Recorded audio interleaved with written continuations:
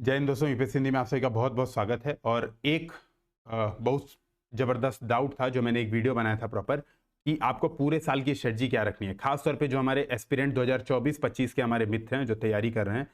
तो मैंने ये वीडियो में बताया था कुछ दिन पहले, एक मेंटरशिप नाम से प्रॉपर प्लेलिस्ट है, वहाँ पे आप देख सकते हैं। मैंने बताया था कि एक साल की स्ट्रेटजी क्या होगी, क्या प्लानिंग होगी, एक साल में कैसे आपको तैयारी करनी है। तो वहाँ मैंने आपसे बताया था कि भैया देखो, एक साल में जो आपको तैयारी करनी है उसमें सबसे पहला है कि आप 3 से 4 महीने एनसीईआरटी पढ़ें। एनसीईआरटी पढ़ने का तरीका मैंने उसी वीडियो में बताया था और मैंने आपसे ये बात कही थी कि बर्डन बना के पढ़ाई नहीं करनी है।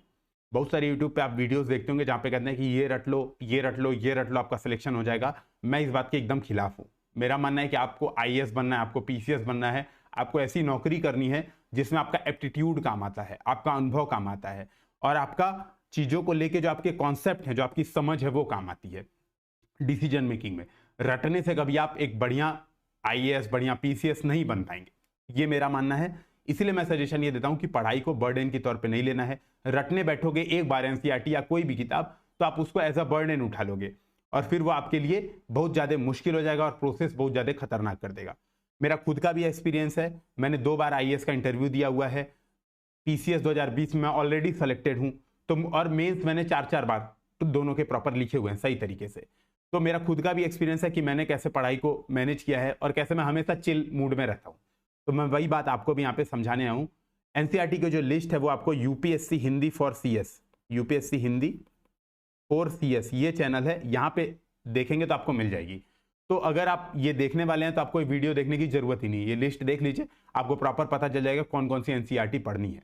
बस एक बात ध्यान रखिएगा, जो मुझे बताना है कि एनसीईआरटी को बर्डन आपको नहीं बनाना है, ठीक है, बर्डन नहीं बनाना है। मैंने पहले समझाया 3 से 4 महीने में केवल और केवल रीडिंग करके एनसीईआरटी आपको खत्म करनी है। केवल रीडिंग करिए, एनसीईआरटी खत्म कीजिए।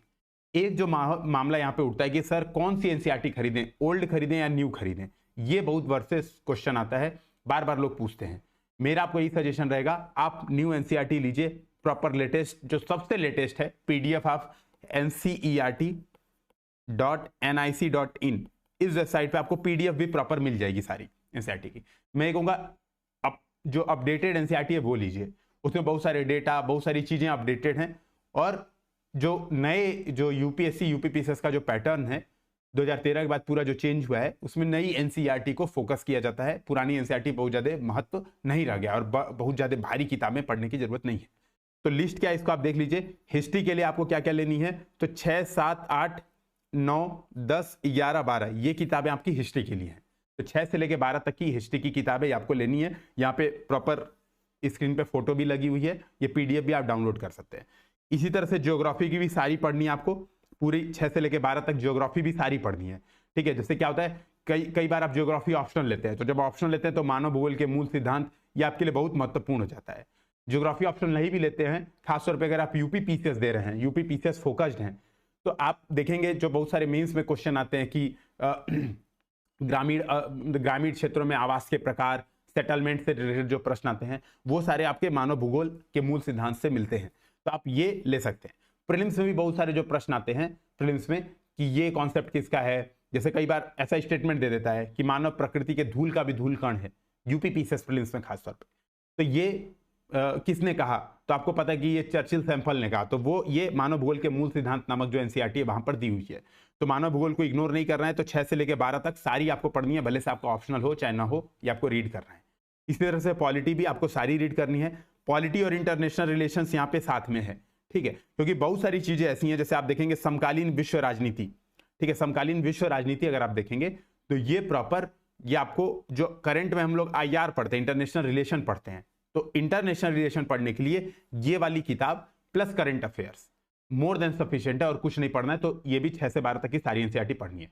और दोस्तों, अगर आपको एनसीईआरटी पढ़ने में दिक्कत आ रही है और आप चाहते हैं कि प्रॉपर प्री और मेंस से जोड़ते हुए एनसीईआरटी पढ़े, अगर आपके दिमाग में है कि यार एक बार मुझे एनसीईआरटी पढ़नी है, 4-5 महीने में खत्म करनी है, प्री और मेंस को जोड़ते हुए पढ़नी है कि किस तरह से प्रीलिम्स के क्वेश्चन बनते हैं, मेंस में कैसे क्वेश्चन आते हैं, मेंस में क्वेश्चन आएंगे तो लिखेंगे क्या, तो आप यूपीएससी हिंदी का एनसीईआरटी बैच ज्वाइन कर सकते हैं, फाउंडेशन बैच। ये दोस्तों केवल और केवल 2500 रुपए में, अभी सबसे बेस्ट प्राइस ये चल रही है। 2500 रुपए में पूरे 1 साल का सब्सक्रिप्शन है। प्रॉपर टाइम शेड्यूलिंग के हिसाब से आपको एनसीईआरटी की क्लासेस अपलोड की जाएंगी कि आपको बर्डन भी ना बने, और गारंटेड है आपको एक भी नोट्स बनाने की जरूरत नहीं है, केवल लेक्चर आप सुन लेंगे। अगर लेक्चर सुन लेंगे तो आपका खत्म हो जाएगा। हमने क्या किया, अभी रिसेंट में एक नया ऑफर इंक्लूड किया है एनसीईआरटी के साथ। इस 2500 रुपए में ही एनसीईआरटी के साथ हम 100 घंटे की स्पेशल प्रीलिम्स फोकस्ड क्लासेस भी उसमें प्रोवाइड करा रहे हैं। तो रिवीजन क्लासेस हैं बेसिकली, 100 घंटे की स्पेशल प्रीलिम्स फोकस। तो ये आपके लिए बहुत महत्वपूर्ण हो सकता है, सिलेक्शन के लिए आप इसको ज्वाइन कर सकते हैं। ये टेलीग्राम चैनल ज्वाइन कर लीजिएगा और आप इस नंबर पे, ये जो नंबर इधर मैं सर्किल कर रहा हूं 9519780007, यहां पे कॉल या व्हाट्सएप करके आप डिटेल्स प्राप्त कर सकते हैं एनसीईआरटी बैच से रिलेटेड। इकोनॉमिक्स के लिए आपको क्या पढ़ना है, 9, 10, 11, 12 की एनसीईआरटी आपको इकोनॉमिक्स के लिए पढ़ना है। इसमें बेसिकली जो डेटा पुराना है उसको इग्नोर करके आगे बढ़ना है, ठीक है। इसी तरह से सोशियोलॉजी के लिए केवल 11th और 12th की सोशियोलॉजी आपको पढ़नी है। तो सोशियोलॉजी केवल 11th और 12th। इसमें आप देखेंगे साइंस, ये सबसे महत्वपूर्ण है। साइंस आपको 6 से 10 तक की सारी रीड करनी है, 6 से 10 तक की सारी रीड करनी है। लेकिन 11th और 12th, अब भाई 11th और 12th तो जब मैं IIT JEE की तैयारी कर रहा था तब मैंने साइंस पढ़ी थी एनसीईआरटी। आप IIT JEE की तैयारी तो कर नहीं रहे। तो इसमें कुछ चैप्टर्स हैं, जैसे आप देखोगे 11th में रसायन विज्ञान में, जो रसायन विज्ञान है उसका अध्याय 14, तो चैप्टर नंबर 14 आपको पढ़ना है। इस तरह से बायोलॉजी में चैप्टर 4 और 5 आपको पढ़ना है। तो सारी नहीं पढ़नी है, केवल ये 3 चैप्टर्स 11th वाले में पढ़ना है। इस तरह से 12th वाले में रसायन विज्ञान यानी केमिस्ट्री में आपको केवल चैप्टर 16 पढ़ना है। बायोलॉजी में आपको 8, 9, 10 और 13, 16, तो ये आपको पढ़ना है बेसिकली। तो साइंस और इन्वायरमेंट का भी आपका अच्छा खासा पोर्शन इन चैप्टर से हो जाता है। आर्ट एंड कल्चर के आपको 11th और 12th दोनों की एनसीईआरटी पढ़नी है प्रॉपर, ठीक है। तो आप इसको देख सकते हैं। ये जो दोस्तों बैच है, आप देखेंगे इस बैच में जो एनसीईआरटी का बैच है, तो मैंने किताबें आपको सारी बता दी हैं। जो एनसीईआरटी का बैच है आप देखेंगे प्रॉपर जो क्वेश्चन यूपीएससी यूपीपीसीएस में पूछे हुए हैं, डायरेक्ट किस तरह से प्रश्न पूछे हुए हैं, सब यहां पर बनाया गया है। आप इसको ज्वाइन कर सकते हैं, इस नंबर पे कॉल या वो करके। मेरे बारे में आप देख सकते हैं कि मैं IIT रुड़की से पढ़ा भी हुआ हूं प्रॉपर, है ना। और मैंने खुद उसमें एनसीईआरटी बैच में गाइडेंस दी है कि कैसे आप प्रिपरेशन करेंगे, कैसे आप मैनेजमेंट करेंगे। तो बहुत शानदार वो क्लासेस हैं, आप उसको ज्वाइन भी कर सकते हैं, नहीं तो आप ये लिस्ट लेके खुद भी पढ़ सकते हैं। कोई और प्रॉब्लम हो, कोई डाउट हो तो कमेंट सेक्शन में बताइए। 2024-25 की आप तैयारी कर रहे तो मैं प्रॉपर आपको हेल्प करूंगा। आपको इस जो आपकी यात्रा है सिविल सर्वेंट बनने की, मैं हमेशा सपोर्ट उसमें करता रहूंगा। जय हिंद, जय भारत।